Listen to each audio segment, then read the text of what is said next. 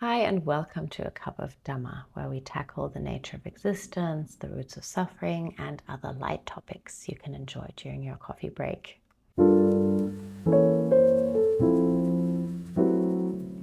If you've been following along, we've talked about suffering, what it is, why it's baked into existence, and the different forms it takes, and about craving and clinging.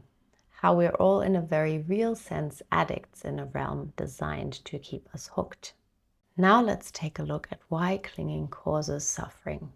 I already mentioned briefly that the reason we can't hold on to things is that everything is ungraspable, always already slipping away. This is the Buddha's teaching of Anicca, impermanence, or inconstancy, unreliability, unsteadiness. Let's start with the obvious. You already know that everything changes, right? You don't need the Buddha to tell you that. People age, relationships end, jobs come and go, day turns into night, civilizations rise and fall, stars burn out. Even mountains, given enough time, are ground to dust. This is not controversial. Everyone nods along when you say it. And yet, and this is the interesting part, almost nobody actually lives as though it were true. We know intellectually and ignore it experientially, which is precisely where suffering creeps in. The Buddha wasn't making a philosophical observation when he taught impermanence. He was pointing at something he wanted us to see directly in our own experience so that it changes the way we live. There's a world of difference between knowing that something is impermanent and actually feeling it in your bones, though. I always say understanding here is not the same as understanding here. Anicca operates at every level of experience simultaneously. At the gross, obvious level, it's what we've just described, the large-scale changes that are impossible to miss if you're paying attention. Bodies, relationships, careers, flower bouquets on your table, hairstyles.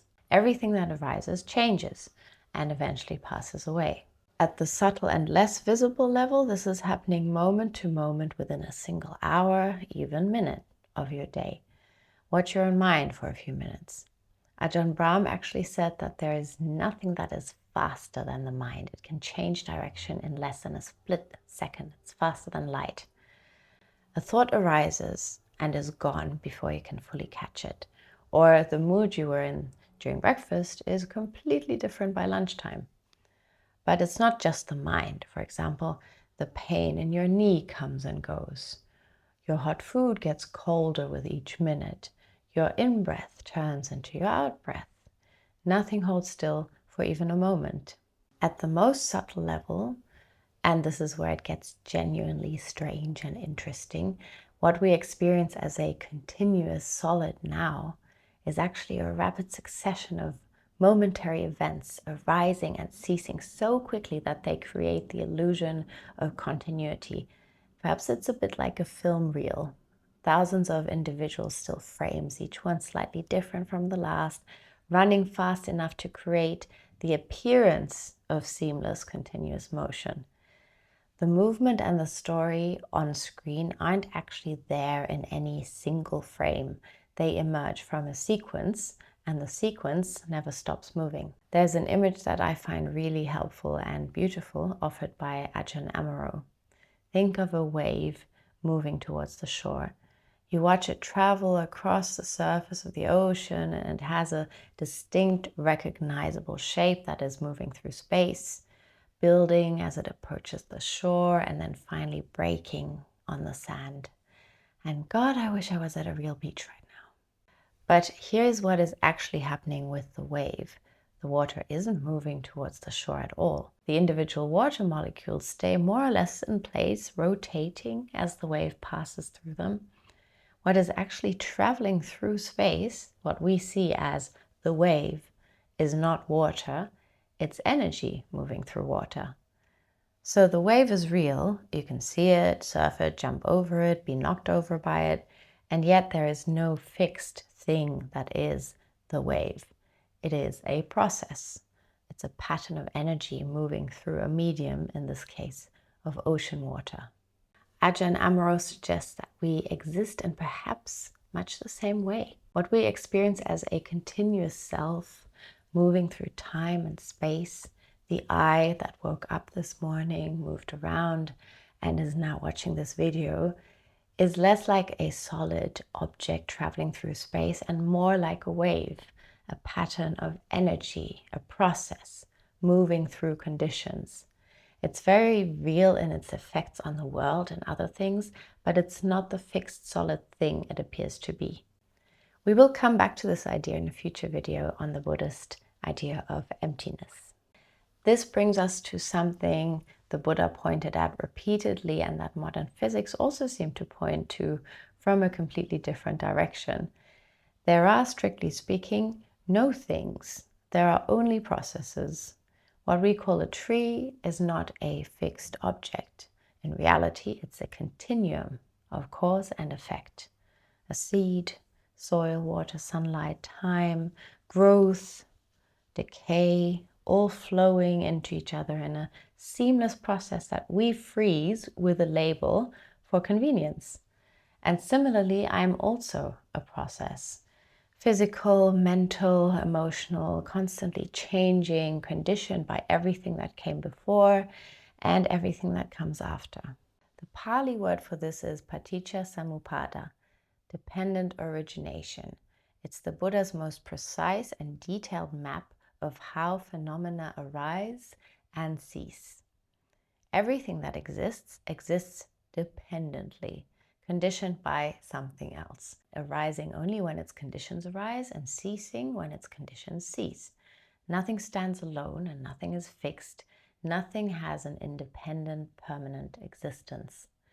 The chain of dependent origination has 12 links, too many to cover fully in this video. That deserves its own coffee chat.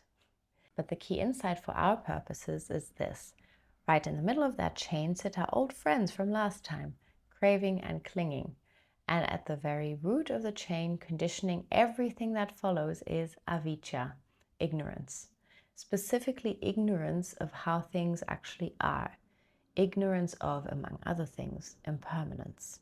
Because we don't see clearly that everything is in flux, because we mistake processes for solid objects, we crave.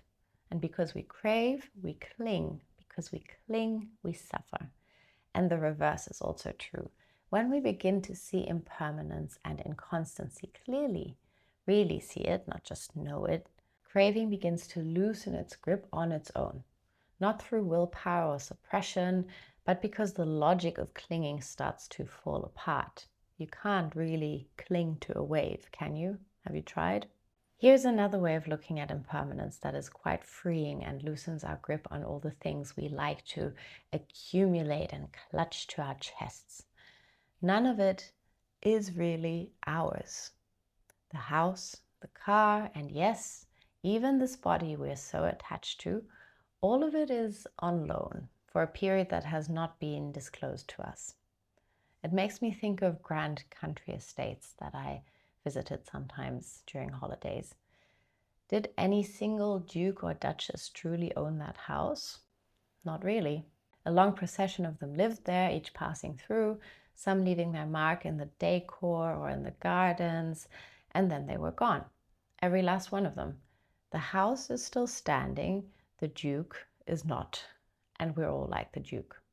We're temporary residents moving through a world that was here before us and will carry on without us. So why attach such crushing importance to any of the stuff?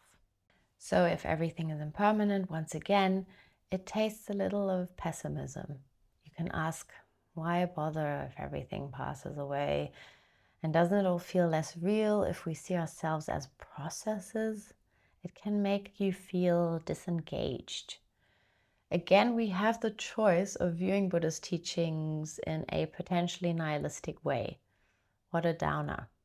To illustrate that exactly the opposite applies, Ajahn Brahm retells this teaching from his teacher, Ajahn Chah, in his own words.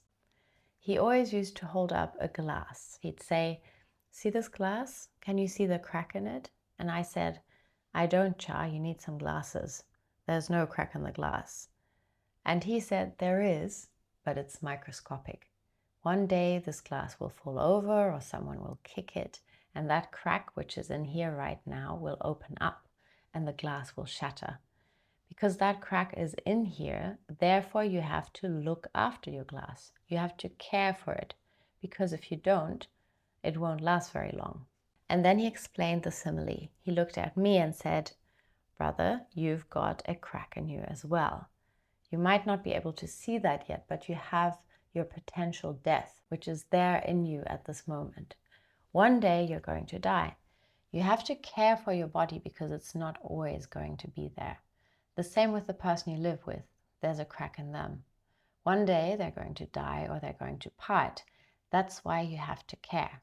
If this glass was plastic, unbreakable, then you wouldn't need to care about it. You could drop it, kick it. Who cares? Because the glass is fragile, that is why we have to care. Because your relationships are fragile and you know that one day they will go. That is why you care. Anicca. Everything passes. The good and the bad, the beautiful and the painful, the things we cling to and the things we push away, all of it arising moment by moment like frames in a film reel and ceasing again. All of it dependent on conditions. All of it already in the process of changing into something else. Like sands through the hourglass, these are the days of our lives. I don't know if you got that reference. That's me dwelling in a childhood memory from long ago. The wave moves toward the shore. The glass is already broken. The mansion is on loan.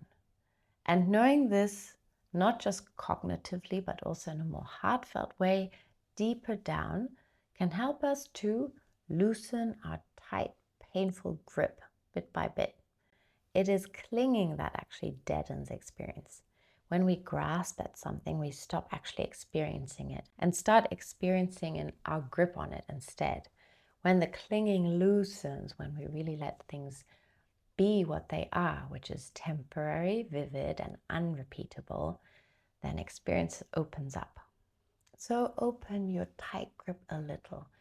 And this is a gradual process that takes time and persistent training, but loosen it a little, just holding everything lightly rather than doing the fist clutching thing. Letting everything flow across the palm of your hand, or only picking things up, perhaps with an open palm, to investigate them and put them down again. It's my impression that this approach gives a sense of what it feels like to be enlightened. My cup is also impermanent, as all cups are, which is why I will take good care of it. And on that note, I'll leave you to go. Leave the you of this moment behind and go on to be the you of the next moment. And while you're at it, notice things changing for the rest of the day, which they absolutely will. If you enjoyed this, please consider subscribing. Your thoughts, comments, and topic suggestions are incredibly welcome below. And I'll see you next time.